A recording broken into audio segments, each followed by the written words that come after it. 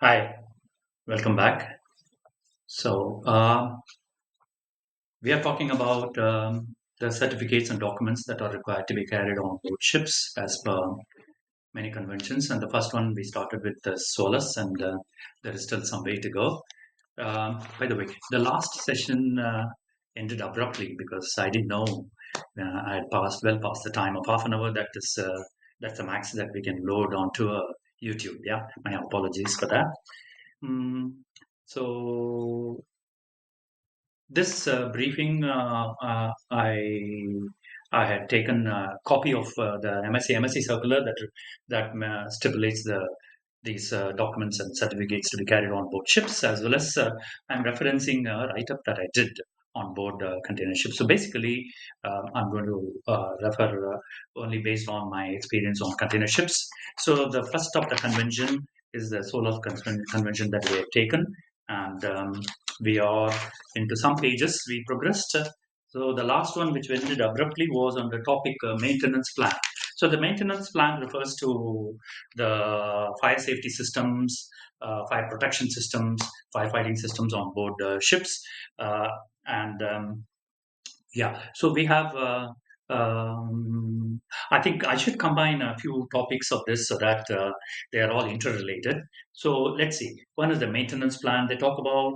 The other one is the fire safety training manual, then the fire control plan booklet, fire safety operational booklet, and the training manual.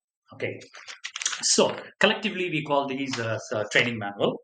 Yeah, SOLAS training manual, and we have it all at different places.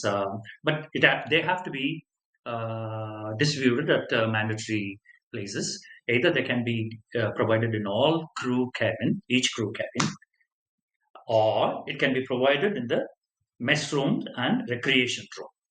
So we do that easy. It's to distribute in the mess room and recreation rooms, but some ships may be having in all the cabins. So these have to be updated. Yeah, and when providing in the mess rooms and recreation rooms, we must make sure there's a copy. There's a whole set kept in the duty mess also. Okay, in all the recreation rooms. Yeah, in all the mess rooms. Right. So these contain the training for fighting fires on board, as well as training on the um, on the instructions and information easily understood on the life-saving appliances provided on the ship. Yeah, and methods of survival also. Yeah, so this can be. They say this can be in an audio-visual form also. The training part of the training manual.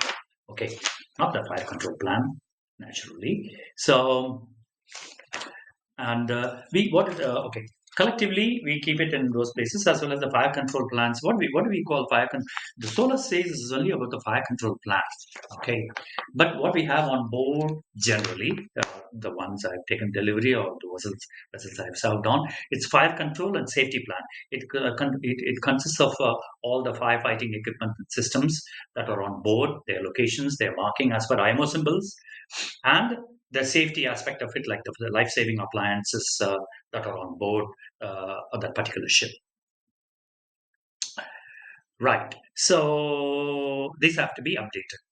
Okay. So like maintenance of equipment on board we do regularly. There's some weekly inspection, monthly inspection, uh, launching requirements and drills, etc., that we comply with, and then we record it in in uh, in uh, in a document, right? In whatever document, like the last vessel, last few ships, we had one stationery, like Her Majesty's, maybe not anymore Her Majesty, but Her Majesty's Corners and Company. It's a booklet. It contains a lot of helpful topics as per the SOLAS convention requirement. And then under each, there are spaces that you fill up your current scenario on board, all the equipments and the numbers, the make, the serial number, etc. And then you do a weekly and monthly, weekly, bi-weekly, monthly, yearly maintenance in these ones, and as well as the firefighting equipment also that need to be maintained on board. Okay, so this maintenance plan, this this this let's go back to the training manual. Training manual should be training manual. In the SOLAS it refers to life saving appliances, but SOLAS refers to fire safety training manual also. So we have combined these together, and then they are provided in the specified places I mentioned above. So in these training manuals, see, most of the ships on container ships, yeah. So you have equipment which is in addition to the SOLAS requirement, such as you may have an additional set of fireman's outfit, or you may have a like on container ships we had something called hydro pen. Hydro pen is a system that it's a kind of a lancer. It's a tall unit, and it comes with a drilling part of the machinery attached to it in a small bracket, and you can easily erect it and connect it to the fire hose. At pressure, it drills a hole with a water pressure, and then you can fight the fire in any container, whether on deck or anywhere. So this hydropen is there. So similarly, you may have other equipment on board related to firefighting and life saving. So it's very, very important that, as we receive this on board, these are not provided by the shipyard when they deliver. They provide only the statutory requirements, that which are there, which are delivered with as per the SOLAS convention. These are beyond this convention, beyond the requirement for extra safety on board that the company overall, with the industry experience that they are provided on board, that we need to take care, right? So a copy of the instruction manual, maintenance thing, and the spare parts for such thing to be must be included in all these um, safety manuals, SOLAS training manuals, which are kept in the spaces I talked about in the mess rooms and this one. So that is one part.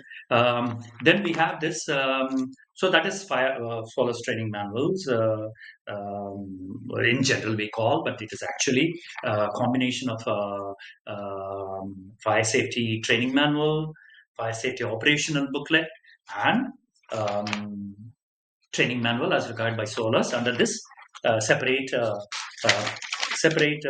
regulation 335, yeah, of the SOLAS convention. So altogether we keep this in the places that I mentioned. Now come to fire control plan.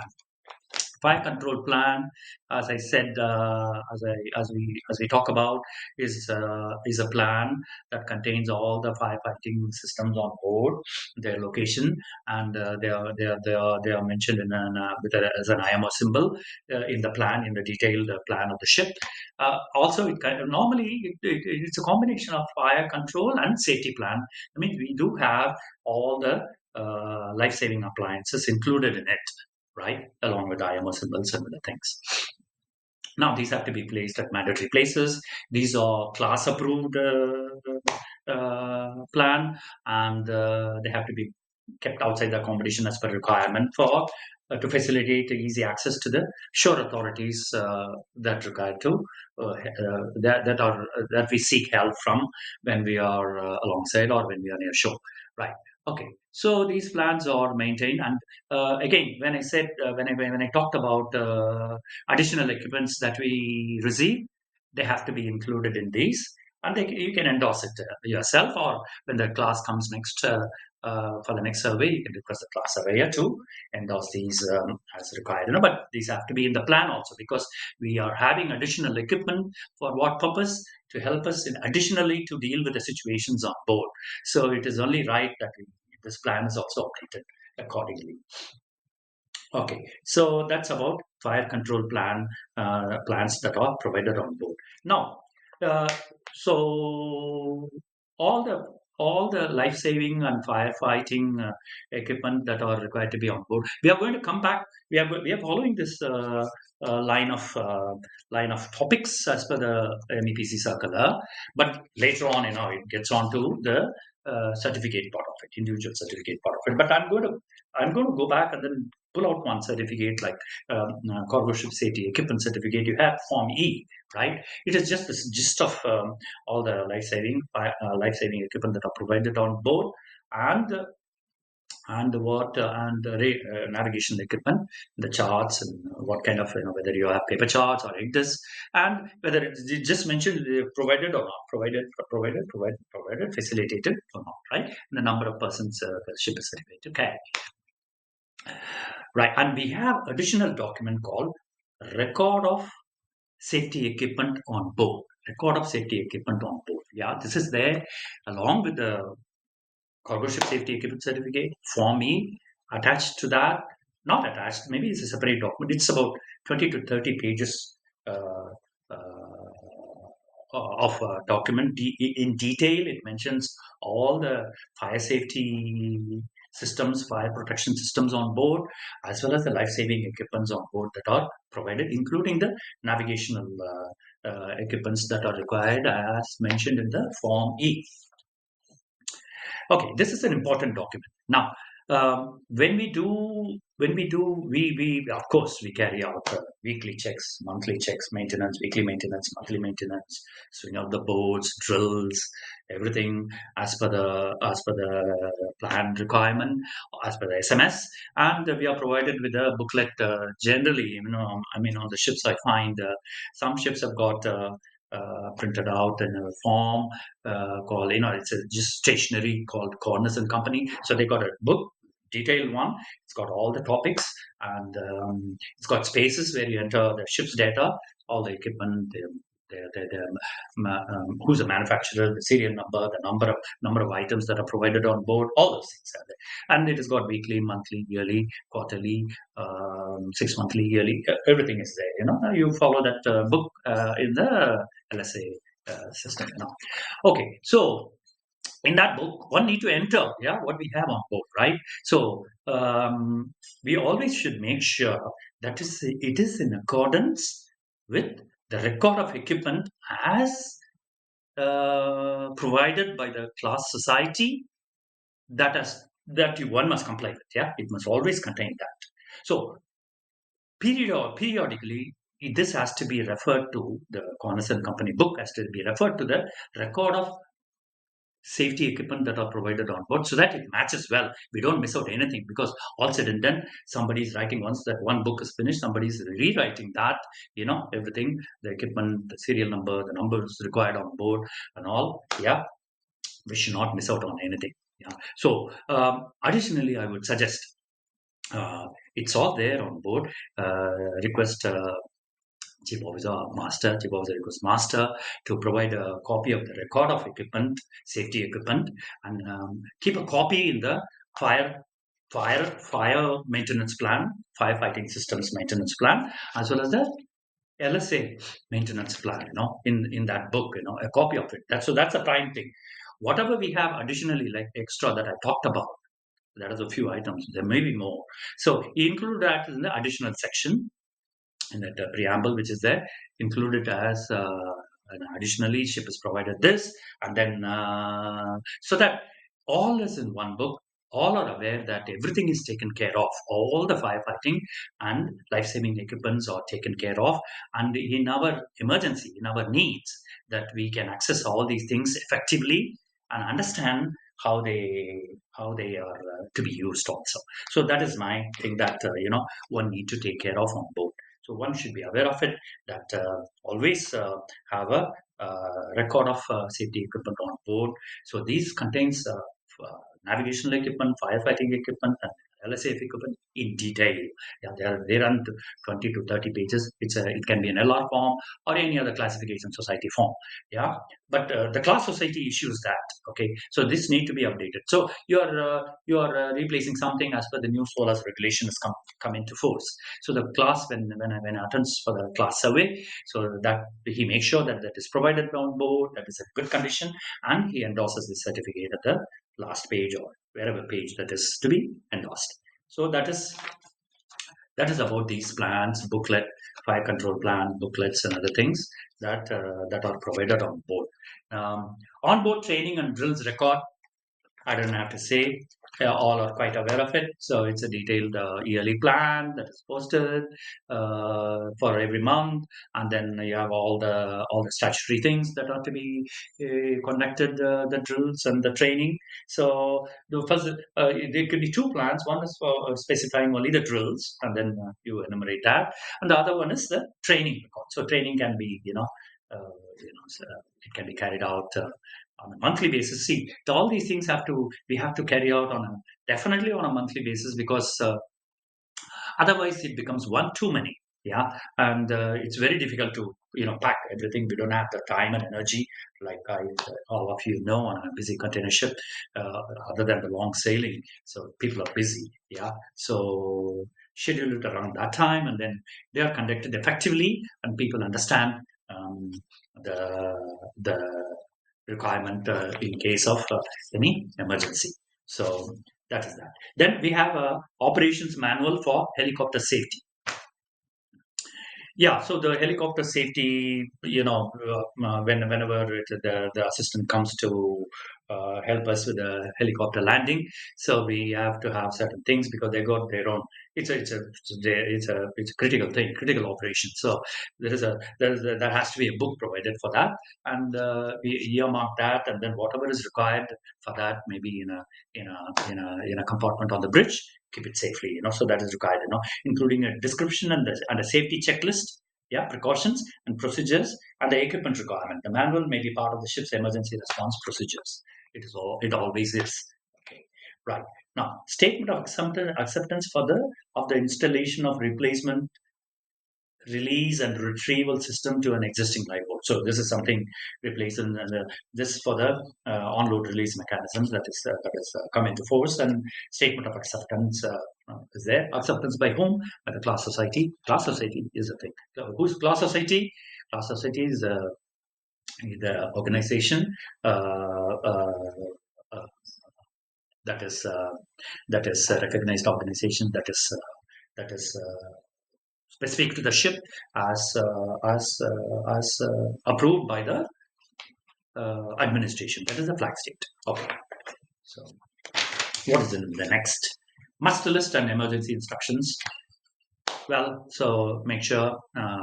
Everybody's they all are doing a wonderful job in updating this every time, and then and this is posted in the at the required places. Yeah, in the engine room. So what does it say? Exhibited in conspicuous places throughout the ship, including the navigation bridge, engine room, crew accommodation spaces. Yeah, in passenger ships, these instructions shall be drawn up in a language required by the flag state and in the English language. Yeah, okay, two languages, two or three. I don't know. Yeah. Ship-specific plans and procedures for the recovery of persons from the water. So this recovery of persons from the water is when the ship is in a situation that he has to go for assistance, and then you have to recover people or persons from water. So, and this is a critical operation. So we should ship is very big, right? So we should know how to maneuver, how to first launch the boat, and then or rig the nets or whatever. And when the persons come from the water and all, they've got their own complications, and how to attend to them, how to take care of them until we get the shore assistance. So the drill has to be practiced on this, and then the recovery plans and procedures have to be kept. Generally, it is kept on the bridge, yeah, and all officers must be aware of this. Then it talks about the training manual I told you about that are to be updated and all. Then radio record. Radio record is as per the GMDSS, right? So a record shall be kept to the satisfaction of the administration and as required by the radio regulations of all incidents connected with the radio communication service, which appear to be of importance to the safety of life at sea. Okay, all have text messages, and then when you're trying out weekly tests, monthly tests, and everything, so they have to be recorded on your watch, on everybody's watch, on a navigation watch. Any important DGC message or distress call received, or any or testing of the MFHF on load, everything, or a shore call, everything has to be entered in this. This is to be maintained on board the GMDSS log, and this has to be this is the effort of all the officers on board. It should not be the it is not it's not only the person who is taking care of the GMDSS equipment. All have to participate equally in maintaining this logbook. Entries to be made in the logbook. Yeah. So and it is to be kept for a certain period of time. That is in the regulation, and it is to be conveyed to the company or the flag state as required by the regulations. So this is subject to inspections by, as you all know, by various authorities and uh, flag state. Yeah, and the classification society. Yeah, minimum safe manning document that are provided on board. We always carry more than the minimum. Yeah, some of the companies I believe they have only the minimum or a couple of guys more, but I don't know. But we always have more staff on board because ship is big. We need to take care of it. A lot of things, yeah, and it's very long. Uh, uh, so the certificates and documents that are required to be carried on board with respect to ship staff under the STCW convention or elsewhere should, as a minimum, all these guys must have, or whoever is there as per the minimum safe manning document that is mentioned, as per the crew list also. Because as per MLC, you have the people on board and they must be certified. They must have all their documents in place. Only then they can sail on board, right? So everybody must have their documents and everything, and that's a very well oiled, well set procedure which is complied with by the recruiting agency, by our crew manning section. They make sure, before we join, they have a checklist. They make sure that all your documents are updated and that is kept up to date. Minimum safe manning document is also minimum safe manning document under SOLAS convention is generally issued by the flag state. Yeah. The other manuals are some of the manuals which you got from the from the shipyard delivery time onwards, or one can prepare after that if there are substantial changes to anything. Fire control plan and some of the plans and stability information booklets and damage control plan and booklets. Not the damage control plan, but the damage control booklet, probably damage control plan also. Yeah, they all have to be class approved. Your class, the ship's class approved. But that's other thing. But yeah, what about the minimum safe manning document? Minimum safe manning document issued by the is general. I've seen. I've not seen that being issued by a classification society. It's directly issued by the flag state. And so any changes in tonnage or the ship's name or the call sign for whatever reason that need to be kept updated. It has to be applied again and it has to be got from the flag state. That the topic of discussion next is the voice data recorder. By now, it is a well set instrument that is on board that is needed to be provided as per SOLAS Convention, Regulation 5, 18.8. Yeah. So, and that has to be periodically tested. Periodically means every year it has to be tested for all the connected components. Their functionality is good, and that it does what it's supposed to do, right? So, and also we are generally aware of it on board, that we can download, and then we should be able to play back on our computer system. Uh, and also, it's mandatory that in the video box, which is generally on the bridge or on the deck in some spaces, yeah, and it is to be kept locked. The key is kept with the master, and the inside of which is you got a CD, you got a Ethernet cable or a cable which can be connected to the system, and then in turn can to be connected to a laptop to download the data in case of any incident. Yeah, so always be aware that this is there on board, and this has to be played back. This has to be recorded, and then see what is happening, and then recorded. I would suggest that it is done on a regular basis, at least once in 2 months or once a month on board, and let all the officers participate. I'm not talking about deck officers alone. I'm talking about the engine stock, because we are one team and they should know what it does, and how it is recorded, and how in times that it is accessed by the company, and in turn the shore authorities. Yeah. So um, please be aware of it. Yeah. Likewise, we have a AS test report. AS test report is again a SOLAS requirement that it has to be um, serviced annually, and the test report is taken for the functionality that is that is correct, as per the parameters that is set in. And again, all these things are done by what, like voice data recorder, AS test report servicing. Generally, as far as I know, it is conducted along with a monthly annual survey. Not sorry, not monthly, annual survey, when you call for radio survey. The survey himself doesn't do the class. There are radio companies which are approved by the class, and they come in one shot, and they do all this PDR, AAS, as well as SSAs also. So they do this VDR, detailed testing, annual testing, and AAS test report, and reports are handed over to the staff as authorized, as endorsed by the class surveyor at the end of his class survey, before endorsing the certificate, safety radio certificate or safety equipment certificate, whichever the case may be. Yeah. So next part of our discussion is the nautical charts and nautical publications. Yeah. So nautical charts and nautical publications. Well, we have moved on to ECDIS. Mostly we have ECDIS on board, and as I mentioned in Form E, it is mentioned primary is ECDIS, and the secondary alternate is also ECDIS. It's duplicated on board.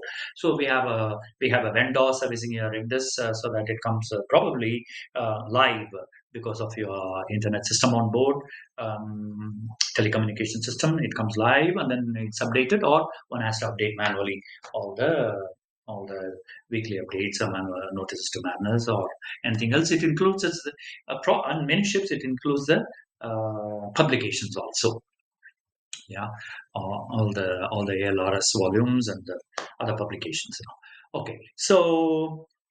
Uh,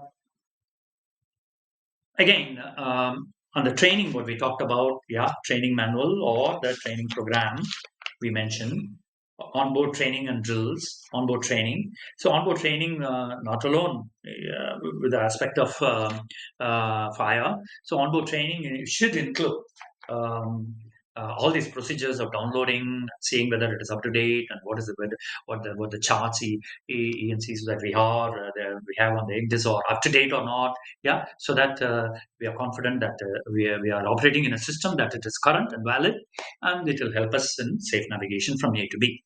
So, so that's the case. Yeah. So all the officers must be aware of all these systems of downloading, updating whenever we receive a new NC, etc. Yeah. So that is done. Generally, it is done, and I'm sure you all are aware of it. We are all aware of it. Okay, so that is it. Then we have LRIT test report. Again, LRIT, I said by a shore company. That one last one we had was the Polestar. So LRIT test report is done once, unless there is a change in parameters of the ship. Change in parameters, yeah. Okay. What could be that? Yeah. Long range, yeah. So LRITs test probably if you change the call sign, if you change the company, the ship is sold and they renew everything. So LRIT conformance test report, I think it should be done during that time also. So that requires we don't do anything on board other than the designated in mass at sea linked to LRIT or a standalone unit is not disturbed for the specified amount of time by the company which is undertaking the um, test, and then test report is given so that long range identification and tracking is proper, so that they can track the ship. Yeah. So whether the LRIT is working or not. In some instances, you can see it in your in Masat C. Some instances is a standalone unit. It's just a modem which is there that it is working. So that's one must be aware that all of tech officers must be aware that it is working in good order at least. Yeah. So that is LRIT. Then International Code of Signals and a copy of Volume 3 of IAMSAR manual. So International Code of Signal is a book, yeah, and a copy of IAMSAR Volume 3 manual or to be